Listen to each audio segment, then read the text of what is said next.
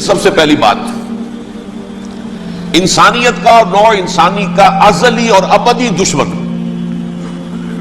وہ ابلیس لعین ہے۔ یہ چونکہ چیزیں ایسی ہیں کہ جو ماوراء الطبیعات سے متعلق ہیں۔ ابلیس جن ہے، جن انویزیبل ورلڈ سے تعلق رکھتا ہے، غیر مرئی جو نظر نہیں آتی۔ فرشتے انویزیبل ورلڈ سے تعلق رکھتے ہیں، غیر مرئی جو نظر نہیں آتے۔ یہ ہم جو ہے اور یہ حیوانات دنیا میں جو ہے یہ مرئی ہے، ویزیبل ہے۔ آج کا عام ذہن جو انسان کا بن چکا ہے، سائنٹزم جسے کہا جاتا ہے، سائنسی نقطہ نظر، اس کا عام لوگوں پر بھی اثر یہ ہوا ہے کہ جو انویزیبل ورلڈ ہے اس کی باتوں کی طرف توجہ نہیں کرتے۔ ہاں عقیدہ تو ہے کہ ہے، جن بھی ہے، فرشتے بھی ہیں، لیکن کوئی ان کی اہمیت ہماری نگاہوں میں نہیں۔ ساری نگاہیں مرکوز ہے visible world, physical world. Meta physics کا تو مضمون بھی ہم سمجھ رہے ہیں کہ ختم کر دینا چاہیے، یونیورسٹیز سے فلسفے کے ڈپارٹمنٹس ختم ہو رہے ہیں، کیا ضرورت ہے اس کی؟ اصل شے یہ دنیا ہے، یہ عالم ہے، یہ کائنات ہے، یہ مادہ ہے، یہ حیات انسانی، حیات دنیاوی ہے۔ اس پر میرا جو مارکت الارا مضمون تھا 1967 کے جون میں جو چھپا تھا، اسلام کی نشرت ثانیہ کرنے کا اصل کام، کہ جو عہد حاضر کی جو تہذیب ہے اس کے 3 بنیادی اصول کیا ہیں؟ خدا ہے یا نہیں ہے چھوڑو، اس بحث پہ نہ پڑھو، کائنات تو ہے نا، مادہ تو ہے نا، روح کوئی شے ہے یا نہیں ہے کیا پتا، کسی نے دیکھی نہیں آج تک، لہذا اس کے بارے میں گفتگو کا فائدہ کیا، وقت کا سیاہ۔ عالم آخرہ کوئی ہے یا نہیں ہے کیا پتا، کس نے آ کے بتایا مرنے کے بعد، لہذا اس بحث میں نہ پڑھو، یہ عالم دنیا تو ہے نا، اٹس ویری مچ پریزنٹ، لہذا ساری توجہ اس پر صرف کرو۔ تو خدا کے مقابلے میں کائنات پر توجہ، روح کے مقابلے میں مادے اور جسم پر توجہ، حیات اخروی کے مقابلے میں حیات دنیاوی پر توجہ۔ یہ ہے اصل میں کرکس آف دی میٹر، اس تہذیب جدید کا خلاصہ یہ۔ دیکھیے اللہ تعالیٰ نے جو مخلوقات پیدا کی ہیں ان میں ایک تقسیم تو ہو سکتی ہے ذی حیات اور بغیر حیات، جاندار چیزیں اور بے جان چیزیں۔ بے جان چیزیں بے شمار، یہ تمام فلکیات، یہ پوری کائنات، یہ زمین، یہ پہاڑ، یہ شجر و حجر، کیا؟ لیکن ایک ہے جاندار۔ ان جانداروں میں ایک تقسیم ہے، 2 کا تعلق غیر مرئی دنیا سے ہے، انویزیبل ورلڈ سے۔ فرشتے جو دکھائی نہیں دیتے، ان کی پیدائش ہوئی ہے نور سے۔ دوسرے جنات جو انسانوں سے پہلے پیدا کیے گئے، آدم سے پہلے، وَالْجَانَّ خَلَقْنَاهُ مِن قَبْلُ مِن نَارِ السَّمُومِ۔ جنات کو تو ہم بہت پہلے پیدا کر چکے تھے آگ کی لو سے، وہ بھی نظر نہیں آتے۔ تیسرے انسان اور اس دنیا میں جتنے بھی حیوانات ہیں، ان کا جو مادہ ہے وہ ارض، یہ زمین ہے، یہ مٹی سے بنے، تراب سے بنے، کرسٹ آف دی ارتھ سے بنے۔ اب ان میں ایک تقسیم ہے، ایک وہ ہے ان تمام میں شعور تو ہے، حیوانات میں بھی شعور ہے، خود شعوری جسے کہتے ہیں سیلف کانشسنس، یہ صرف 3 میں ہے، فرشتہ، جن اور انسان۔ حیوانات میں خود شعوری نہیں ہے، کانشسنس ہے، سیلف کانشسنس نہیں ہے۔ تھوڑی سی بات سے سمجھا دوں آپ کو، میں دیکھ رہا ہوں، آپ مجھے دیکھ رہے ہیں، کتا بھی کوئی یہاں ہوتا تو مجھے دیکھ رہا ہوتا، لیکن کتے کو مجھے دیکھتے ہوئے یہ احساس نہیں ہوتا کہ میں دیکھ رہا ہوں، یعنی کتے کو یہ احساس نہیں ہوتا کہ وہ دیکھ رہا ہے، مجھے دیکھ تو رہا ہے، اس کو میں کا احساس نہیں ہے کچھ۔ میں جب دیکھ رہا ہوں تو میں سمجھتا ہوں میں دیکھ رہا ہوں، میں ہوں کوئی شے جو دیکھ رہا ہوں، یہ خود شعوری ہے، سیلف کانشسنس۔ کسی بھی کام کو کرتے ہوئے اپنے وجود کا احساس، میرا فیصلہ ہے، میری رائے ہے، یہ ہے در حقیقت سیلف کانشسنس، انا، سیلف، خودی۔ یہ حیوانات میں نہیں ہے، یہ ہے صرف ملائکہ، جنات اور انسان۔ اب یہاں مسئلہ پڑ گیا، بڑا پرپیچ مسئلہ۔ اللہ تعالیٰ نے پہلے ثانی ارواح کو پیدا کیا نور سے، پھر ناک سے پیدا کیا، نار سے، آگ سے جنات کو، پھر مٹی سے بنایا، آدم کا حیولہ، اس میں روح پھونک دی، اب آدم بن گئے۔ اعلان یہ کر دیا کہ خلافت عرضی جو ہے وہ آدم کو عطا کی جا رہی ہے. یہ پیش پڑ گیا. اس پر تھوڑا سا اشکال تو فرشتوں کو بھی ہوا. قرآن میں ہے سورہ بقرہ کے 4 رکوع میں اتجعل فیہا من یفسد فیہا ویسفک الدماء ونحن نسبح بحمدک ونقدس لک. پروردگار اس آدم کو تو خلافت دے رہا ہے, زمین کے اندر اختیار دے دے گا, یہ تو فساد کرے گا, کوریزی کرے گا, ہم تیری تسبیح و تحمید میں لگے ہوئے ہیں, جو بھی حکم ہو ارشاد ہو ہم بجا لاتے ہیں, تو ضرورت کیا ہے؟ اس کا جواب اللہ نے دیا انی اعلم ما لا تعلمون, میری مشیت میری حکمت وہ میں ہی جانتا ہوں, ضروری نہیں کہ تم اس کو شیئر کر سکتے. لیکن یہ جنات میں سے ایک جن تھا عزازیل. اب دیکھیے کہ جنات کو ایک قرب حاصل ہے ملائکہ کے ساتھ. کیوں؟ وہ نور سے پیدا کیے گئے, یہ نار سے پیدا کیے, کتنا قرب ہے دونوں میں.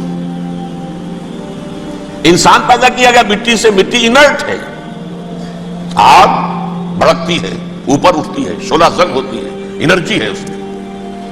نور اور نار میں بڑا قرب ہے.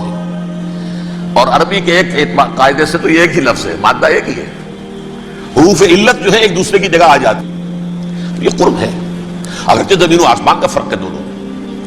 فرشتہ نور سے پیدا کیا گیا ہے, وہ پاک ہے, وہ اللہ کے کسی حکم کی خلاف ورزی کر ہی نہیں سکتا. لا یعصون اللہ ما امرهم ویفعلون ما یؤمرون.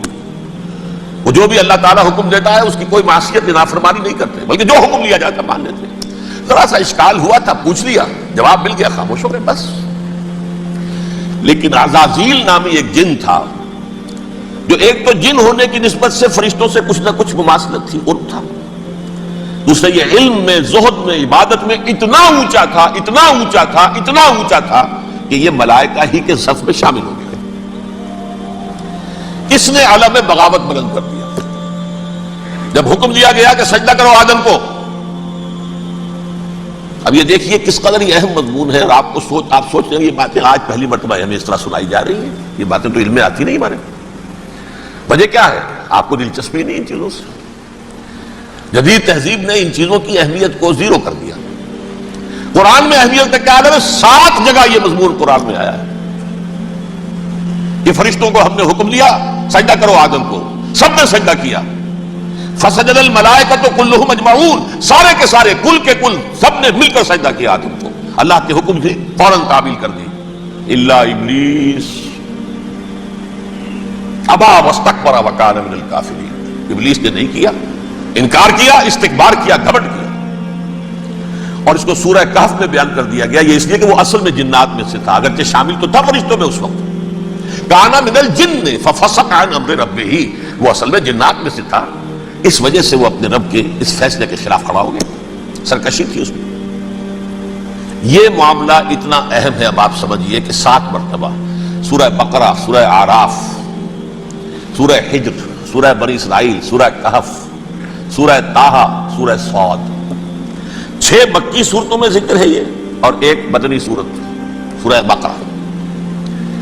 ان میں سے اکثر مقامات پر پھر جب اللہ نے کہا کہ اچھا تم نے یہ سرکشی کی ہے اور ہمارے حکم کی خلاف ورزی کی ہے تو یہاں سے نکل جاؤ, دفع ہو جاؤ, تم مردود ہو, مردود, ملعون.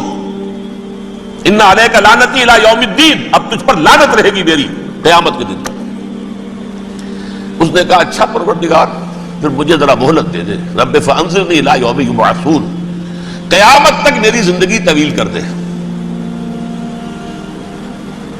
فذهب فإنك من المنذرین, کہہ دیا اچھا جاؤ, تمہاری یہ درخواست بھی ہم نے قبول کی. انہوں نے کہا پروردگار اب میں اس آدم کو بھی گمراہ کر کے چھوڑوں گا اور آدم کی نسل کو تباہ کر کے چھوڑوں گا. انتہائی شدید چیلنج کے انداز میں یہ قرآن مجید میں 4-5 مرتبہ مضمون آیا ہے. میں نے صرف 2 جگہ سے آپ کو اس وقت کوٹ کر کے سنایا تھا.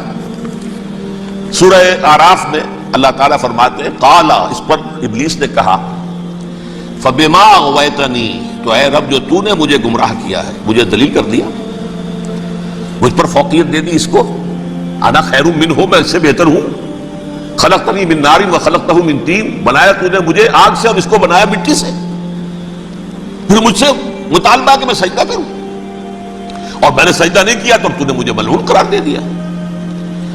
قال فبما اغویتنی لاقعدن لهم صراطک المستقیم, اب میں یہ نسل آدم کے لیے اس کو برباد کرنے کے لیے تیری سیدھی راہ کے اوپر گھات میں بیٹھوں گا، سیدھے راستے پر چلنے نہیں دوں گا۔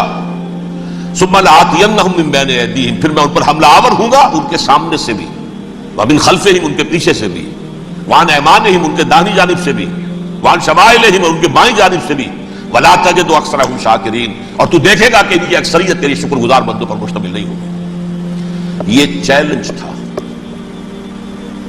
اور ایک چھوٹا سا چیلنج جو سورہ صاد میں آیا ہے، اور یہاں تو اس نے اللہ کے جلال کی قسم کھا کر کہا، قال فبعزتک لأغوینہم اجمعین، اے رب تیری عزت تیرے جلال کی قسم ہے میں ان سب کو گمراہ کر کے چھوڑوں گا، الا عبادک منہم المخلصین، سوائے ان میں سے وہ کچھ لوگ جنہیں تو خالص اپنا بندہ بنا لے، جنہیں تو اپنا بندہ بنا لے۔ مخلص، مخلص نہیں، مخلص یہ مفعول ہے، فاعل نہیں ہے، جسے تو بنا لے۔ بعض لوگوں کو اللہ چن لیتا ہے، هو اجتباکم، تمہیں چن لیا ہے، استفاء اجتباء، وہ بچیں گے جن کو تو اپنی خاص امان میں لے لے گا، باقی میں سب کو گمراہ کر کے چھوڑوں۔ یہ ہے اصل دنیا میں نوع انسانی کا ابدی دشمن، ازلی سے ابدی تک۔ اور اس میں نوٹ کیجئے کہ اس کی اصل بنیاد کیا ہوئی؟ دو لفظ، تکبر اور حسد۔ استکبرا، تکبر کیا، انا خیر منہ، میں اس سے بہتر ہوں۔ یہ ساری بس کی گانٹھ یہی ہے، سب سے بڑی گمراہی کی وجہ یہی ہے۔ اسی لیے کہا ہے حدیث میں، لن يدخل الجنہ من کان فی قلبہ مثقال حبۃ من کبر، جنت میں ہرگز وہ شخص کبھی بھی داخل نہیں ہو سکے گا جس کے دل میں رائے کے دانے کے برابر بھی کبر ہے۔ تکبر سب سے بڑا جرم ہے۔ الکبر ردائی، اللہ فرماتا ہے یہ تکبر، یہ تو میری چادر ہے۔ کوئی شخص تکبر کرتا ہے تو گویا میری چادر گھسیٹ رہا ہے میرے کندھے سے۔ عرب میں کسی شخص کی توہین کرنی ہوتی تھی تو اس کی چادر گھسیٹتے تھے، ننگا کر دیا گویا کہ یہ میری ردائی ہے، الکبر ردائی، یہ میری چادر ہے، یہ جامہ مجھے زیب دیتا ہے، مجھ پر راستہ تھا۔ اور حسد، آدم کو جو برتری عطا ہو گئی اس حسد کی آگ میں وہ جل رہا ہے اور اس کا انتقام لینا چاہتا ہے۔ آدم سے بھی، آدم کو بھی گمراہ کیا، جنت سے نکلوایا، ویسے نکلنا تو انہیں تھا ہی مشیت اذنی میں، لیکن فوری طور پر اللہ کے حکم کی خلاف ورزی تو کروائی نا۔ فعصى آدم ربہ فغوى، آدم نے اپنے رب کے حکم کی نافرمانی کی اور گمراہ ہوا عارضی طور پر۔ یہ دوسری بات ہے، توبہ کر لی، اللہ نے توبہ قبول فرما لی، معاف کر دیا۔ کوئی مستقل جو ہے وہ نسل انسانی پر اس گناہ کا اثر متوارث طور پر نہیں آ رہا ہے، ختم ہو چکا معاملہ، ہوا تھا ہو گیا۔ فتلقى آدم من ربہ کلمات فتاب علیہ انہ هو التواب الرحیم۔ اور توبہ کی شان یہ ہے جب وہ قبول ہو جائے اللہ کی جناب میں، کیا تائب من الذنب کمن لا ذنب لہ، گناہ سے توبہ کرنے والا ایسے ہوتا ہے جیسے اس نے کبھی گناہ کیا ہی نہیں تھا۔ لیکن بارہ کو گمراہ کرنے میں کامیاب ہو گیا، حضرت آدم اور حوا کو بھی، اور نوع انسانی کی عظیم اکثریت، عظیم اکثریت، عظیم اکثریت اس کے داؤ میں آئی ہوئی ہے نہیں۔ کتنے ہیں وہ عباد اللہ المخلصین، الا عبادک منہم المخلصین، کتنے ہیں جو واقعتاً خالصتاً اللہ کے بندے بن گئے، جنہیں اللہ نے اپنا بنا لیا، اپنا قرار دے دیا۔ اب اس کے ساتھ نوٹ کیجئے، اس ابلیس کے ساتھ ایک فوج بھی ہے جسے قرآن مجید میں کہا گیا ہے یہ اس کی پارٹی ہے، حزب الشیطان، یہ اکیلا نہیں ہے۔ ایک تو وہ عزازیل ہے، اس کی طویل ترین عمر اللہ نے دے دی، وہ تو قیامت تک رہے گا۔ باقی بھی جنات جو ہیں ان کی نسل میں سے، جو اس کی نوع میں سے، اس کی نسل میں سے، جنات کی عمریں انسانوں کی عمروں سے زیادہ ہیں، بہت زیادہ ہیں، لیکن پھر بھی اتنی نہیں ہے۔ یہ خاص ہے اس کا معاملہ کہ اس نے کہا تھا رب انظرنی الی یوم یبعثون، مجھے دے دے مہلت اس وقت تک تاکہ میں ثابت کر کے دکھا دوں کہ جسے تو نے یہ خلافت دیا یہ اس کا اہل نہیں ہے۔ Let me prove this point ولا تجد اکثرہم شاکرین، تو ان کی اکثریت کو شکر گزار نہیں پائے گا۔ وہ ابلیس جو ہے وہ ریکروٹ کرتا ہے اپنے فوجی، اول تو خود جنات میں سے جو اس کے نمبر 1 لشکری ہے۔ قرآن مجید میں اس کا اشارہ دیا گیا ہے، انہو یراکم ہوا وقبیلہ من حیث لا ترونہم۔ دیکھو لوگو، اے انسانوں، وہ ابلیس اللعین عزازیل اور جو اس کے قبیلے کے لوگ ہیں، جنات ہیں، وہ تمہیں وہاں سے دیکھتے ہیں اور تاکتے ہیں اور حملہ کرتے ہیں جہاں سے تم انہیں نہیں دیکھتے. وہ غیر مرئی ہیں، انویزیبل ہے، تمہیں نظر نہیں آتے. ویزیبل دشمن کا وار تو روک لو گے، انویزیبل کا کیسے روکو گے؟ انہو یراکم ہوا وقبیلہ، اکیلا ہی نہیں ہے وہ تو تمہیں تاکتا ہے، تم پر حملہ کرتا ہے، گھات میں لگ کر جو ہے تمہارے اوپر حملہ کرتا ہے، وہ بھی اور اس کے ساتھ اس کے قبیلے کے لوگ جنات بھی، من حیث لا ترونہم، جہاں سے کہ تم انہیں نہیں دیکھتے. لیکن اس کے علاوہ وہ انسانوں میں سے بھی ریکریوٹ، رنگ روٹ، وہ بٹپٹ وہ جو ہے ان کو اپنے پاس رکھتا ہے فوج کے اندر. جس کی سب سے بڑی مثال کیا ہے؟ سورہ مجادلہ میں اللہ تعالیٰ نے منافق، حالانکہ وہ کون تھے؟ بظاہر حضور کا کلمہ پڑھنے والے، حضور کے پیچھے نماز پڑھنے والے، اسلام کا دعویٰ کرنے والے، ان کو اللہ فرماتا اولئک حزب الشیطان الا ان حزب الشیطان هم الخاسرون، یہ شیطان کی پارٹی کے لوگ ہیں. وہاں مقابلے میں آیا ہے اولئک حزب اللہ الا ان حزب اللہ هم المفلحون. یہ دو پارٹیاں ہیں، حزب اللہ اللہ کی پارٹی جو اس کے مخلص بندے ہیں، وہ اللہ کی پارٹی ہے، اور جو شیطان کے مرید بن گئے اس کے ہاتھ پر بیعت کر لی، لہذا وہ اس شیطان کی پارٹی کے لوگ ہیں، چاہے وہ انسان ہو چاہے جن ہو. تو انسانوں میں سے بھی اس کے حزب میں، اس کی پارٹی میں اس کے ایجنٹ ہیں اور بہت ہیں، بلکہ بہت سے تو ایسے ہیں کہ جو جنات کے بھی کان کتر دیں، ان کو بھی شیطنت سکھا دیں، پڑھا دیں.